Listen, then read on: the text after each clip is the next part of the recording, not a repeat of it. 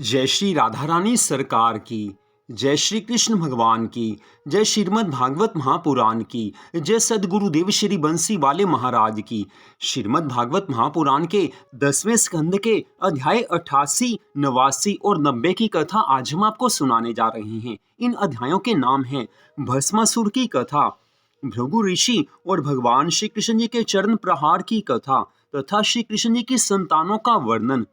श्रीमद् भागवत महापुराण की कथा के 10वें स्कंद के अध्याय 88 की कथा का वर्णन करते हुए श्री सुखदेव जी महाराज कहने लगे हैं कि हे राजा परीक्षित, अब भस्मासुर नामक एक दैत्य की कथा सुनो। एक दिन शकुनी नामक दैत्य का पुत्र वृकासुर तपस्या करने की अभिलाषा से घर से चल पड़ा। मार्ग में ही उसे देवऋषि नारद मिल गए। तब वह नारद जी से बोला कि हे भगवान, आप मुझे ये बतलाइए कि मैं ब्रह्मा, विष्णु और महेश इन तीनों में से किस देवता का तप करूं जिससे मुझे शीघ्र वरदान मिल जाए। तब देवऋषि नारद जी ने कहा है कि हे वृकासुर, इन तीनों देवताओं में भगवान शिव जी को प्रसन्न करना सबसे आसान है। भगवान शिव जी शीघ्र ही वरदान दे देते हैं। उन्होंने ही सहस्त्रार्जुन को 1000 भुजाएं दी थी। इसलिए अगर तुम शीघ्र वरदान प्राप्त करना चाहते हो तो भगवान शिव जी के निमित्त तपस्या करो। ऐसा कहकर जब देवऋषि नारद जी चले गए तो वृकासुर ने बद्रिकाश्रम में पहुंचकर भगवान शिव जी को प्रसन्न करने के लिए तपस्या करनी आरंभ की है। तप करते समय उसने हवन कुंड में अपने शरीर का मांस काट काट कर आहुति दी। जब 7 दिन में सारा शरीर का मांस हवन कर दिया और 8वें दिन वह अपना मस्तक काटने लगा, उस समय भगवान शिवजी ने प्रकट होकर उसका हाथ पकड़ लिया और अपने कमंडलों में से जल छिड़क कर उससे दिव्य शरीर प्रदान किया है। तदुपरांत भगवान शिव कहने लगे कि हे वृकासुर, मैं तेरी तपस्या से बहुत प्रसन्न हूँ, अतः तू वरदान मांग ले।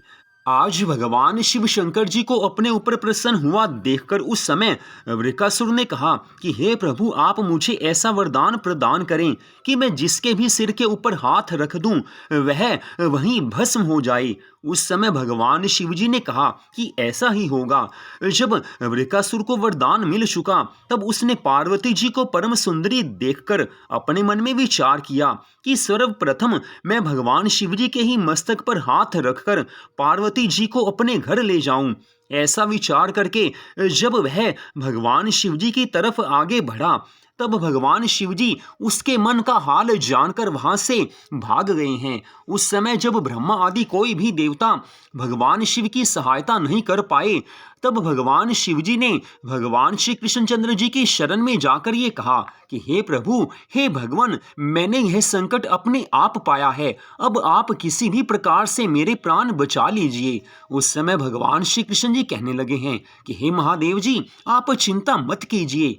ऐसा कहकर आज भगवान श्री कृष्ण जी ने ब्राह्मण का वेश बनाकर मृगछाला हाथ में ले भस्मासुर अर्थात वृकासुर के सामने जाकर उससे ये पूछा कि हे दैत्यराज, तुम ऐसे घबराए हुए कहाँ दौड़े जा रहे हो। जब उसने अपने मन का सब हाल सुनाया उस समय ब्राह्मण वेशधारी भगवान श्री कृष्ण जी उससे कहने लगे हैं कि हे वृकासुर, तुम बड़े मूर्ख हो जो शिवजी जैसे नंग धड़ंग भांग धतूरा खाने वाले की बात पर विश्वास कर लिया। वे तो मरघट में बैठे हुए बाबलों की तरह नाचा गाया करते हैं। भला वे किसी को वरदान तथा शाप देना क्या जाने। देखो, जब से दक्ष प्रजापति ने उन्हें शाप दिया है तब से भगवान शिव में किसी भी प्रकार की शक्ति शेष नहीं रही है। यदि तुम मेरी बात सत्य नहीं मानते तो पहले अपने सिर पर ही अपना हाथ रखकर देख लो, इसके बाद भगवान शिव के पीछे दौड़ना।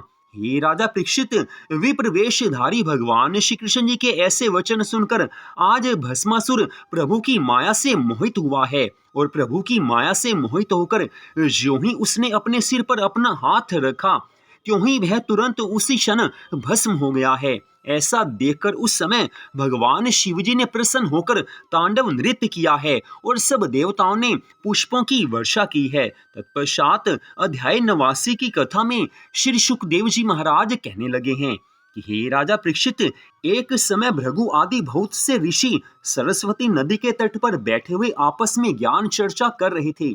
उस समय एक विषय छिड़ गया कि ब्रह्मा, विष्णु और शिव इन तीनों में से कौन सबसे बड़ा है। किसी ने ब्रह्मा को बड़ा बताया तो किसी ने विष्णु को तथा किसी ने शिव जी को बड़ा बताया। उस समय सब ऋषियों ने सलाह की कि भृगु ऋषि को भेजकर तीनों देवताओं की परीक्षा लेनी चाहिए कि इनमें से कौन सबसे बड़ा है। अस्तु, तीनों देवताओं की परीक्षा लेने के लिए भृगु ऋषि सबसे पहले ब्रह्मा जी की सभा में पहुंचकर बिना दंडवत प्रणाम किए ही वहां जाकर बैठ गए। ऐसा देखकर ब्रह्मा जी बड़े क्रोधित हुए हैं, परंतु इन्हें अपना पुत्र समझकर कुछ भी नहीं कहा। जब भृगु जी ने ब्रह्मा जी को क्रोध से परिपूर्ण देखा तो वे वहां से चलकर भगवान शिव जी के पास कैलाश पर्वत पर जा पहुंचे। भगवान शिव जी ने जब ऋषि को आते हुए देखा तो वे उनसे मिलने के लिए अपनी भुजाएं फैलाकर खड़े हो गए, लेकिन भृगु ऋषि उनसे ये कहकर दूर ही खड़े रहे कि तुम धर्म कर्म छोड़कर सदा मरघट में बैठे रहते हो, इसलिए तुम मुझे स्पर्श मत करो।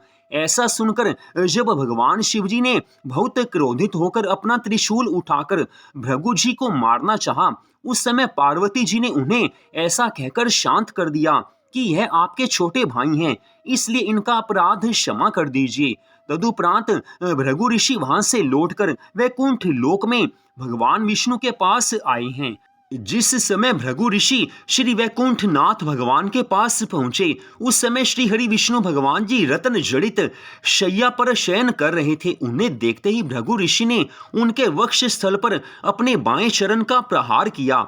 उस चरण प्रहार के लगते ही श्री नारायण भगवान उठकर बैठ गए हैं और अपने कर कमलों से भृगु ऋषि के चरणों को पकड़कर कहने लगे हैं कि हे मुनि श्रेष्ठ, आपके चरण कमल अति कोमल हैं और मेरा हृदय वज्र के समान कठोर है, अतः आपको कोई चोट तो नहीं लगी। हे भगवान, यदि मुझे आपके आगमन का समाचार पहले मिल गया होता तो मैं स्वयं आगे बढ़कर आपकी अगवानी करने के लिए आ पहुंचता।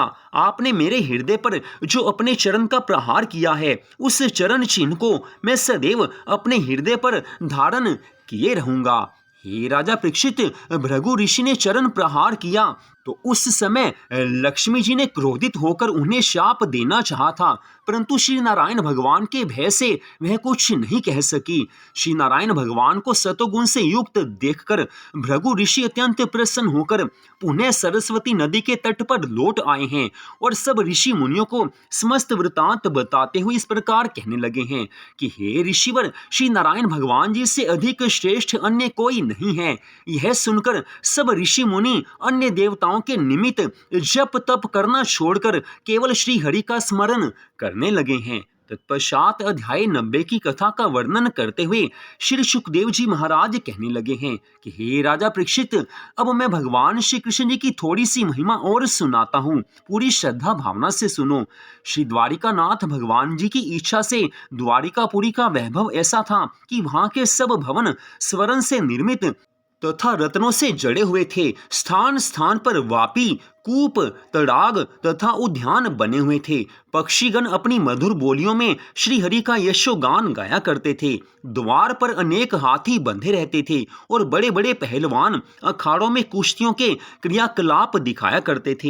हाट बाट, गली चौराहे सभी स्थानों पर इत्र गुलाब जल का छिड़काव होता रहता था और बाहर के व्यापारी वस्तुओं का क्रय विक्रय करने के लिए आते रहते थे। यदुवंशियों के घरों में आठों प्रहर रिद्धि सिद्धियों का निवास रहता था। सभी द्वारिकावासी हरि कथा सुनते तथा धर्म कर्म का विधिवत पालन करते थे। वहां के सभी स्त्री पुरुष अत्यंत सुंदर, तेजस्वी तथा बलिष्ठ थे।